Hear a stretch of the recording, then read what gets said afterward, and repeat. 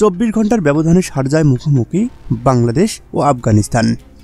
2 ম্যাচের game changer একজনই, আর তিনি নুরুল হাসান সোহান।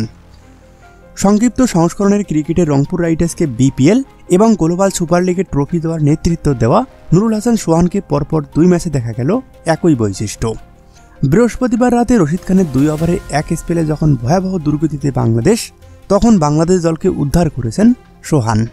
তার ঝড়ো ব্যাটিংয়ে 13 বলে 2 ছক্কা এবং 1 বাউন্ডারিতে 23 রান, যার বিনিময়ে 8 বল হাতে রেখে আফগানিস্তানের বিপক্ষে 4 উইকেটের সিরিজ জয় শুরু করেছে বাংলাদেশ। শারজায় দ্বিতীয় টি-20 ম্যাচেও দেখা গেল একই দৃশ্য। 122 থেকে 129, মাত্র 7 রানে সাইফুদ্দিন রিশাদকে হারিয়ে বিপর্যয়ের কবলে যখন বাংলাদেশ, তখন চালকের আসনে সেই সোহান।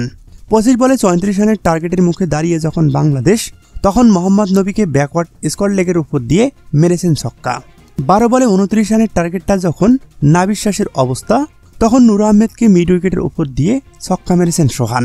তার 21 বলে 1 চার এবং 2 ছক্কায় 31 রানের হার না মারা ইনিংস 5 বল হাতে রেখে 2 উইকেটে জিতে 1 ম্যাচ হাতে রেখেই সিরিজ জয়ের উৎসবে মেতে উঠেছে বাংলাদেশ। অথচ এই সোহান 1 সপ্তাহ আগে দুবাইয়ে এশিয়া কাপের ম্যাচে পাকিস্তানের বিপক্ষে 21 বলে 16 রান করে আসামির কাঠগড়ায় দাঁড়িয়েছিলেন। তবে এটা যে তার প্রকৃত বৈশিষ্ট্য নয়, সেটাই প্রমাণ করে দিলেন। সোলো ব্যাটিংয়ের চাপ নিতে জানেন নুরুল হাসান সোহান। তা তিনি আবারও জানিয়ে দিলেন শারজায় আফগানিস্তানের বিপক্ষে পরপর 2 ম্যাচে।